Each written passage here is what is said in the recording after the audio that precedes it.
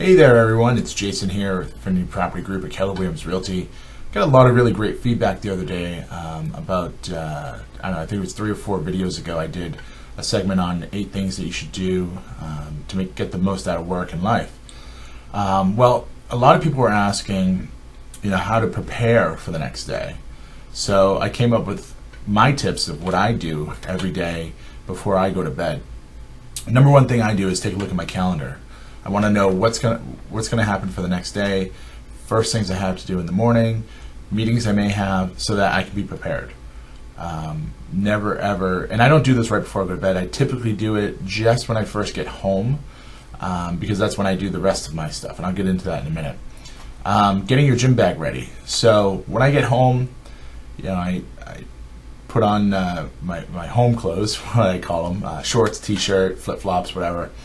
And then I get my stuff ready for the next day. That's when I look at my calendar, say, oh, okay, I've got this meeting, and I gather everything I need for that. I also get my gym bag ready. There's nothing worse than getting up in the morning and having to stumble around and get your sneakers and shorts and whatever else together. So get your gym bag ready, get your clothes that you're going to wear to the gym, get them all laid out so that when you get out of bed, you put those clothes on, you head right to the gym. Remember, a morning workout is one of the best ways to start your day, really kick off your day. Probably one of the biggest things I do, and something I actually used to not do, I used to sleep with my phone and make all kinds of noises during the night. I actually shut my phone on silent. I turn it on silent. Some folks turn it completely off. I leave it on silent. It does have a feature where if it's an emergency call, it will come through, it will ring. However, it is on silent. You don't want beeps and noises and chimes waking you up and disturbing your sleep. Something I'm a huge proponent of is writing in a journal. I do this twice a day actually. I do it when I first get into work and then again at night, just before I go to sleep. And the things that I put in there, again, when I first started journaling, they were really basic. Like, I had eggs for breakfast today. As I got more comfortable with it and growing with it, I started really looking back at my day, going over my accomplishments, going over things I learned, people I met, and really made it a thoughtful experience. And it becomes my 2, 3, sometimes 5 minutes of just reflection. And I like it. This is something I'm still struggling with right now.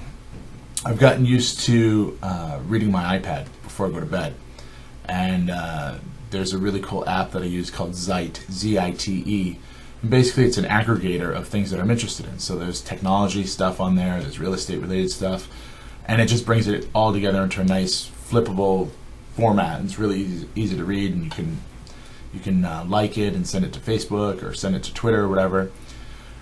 So the issue is and I've done a lot of reading about this, the bright light from your iPad or your phone or whatever actually keeps you up, and so it doesn't allow you to get into that calm, relaxing, soothing state that allows you to go to bed.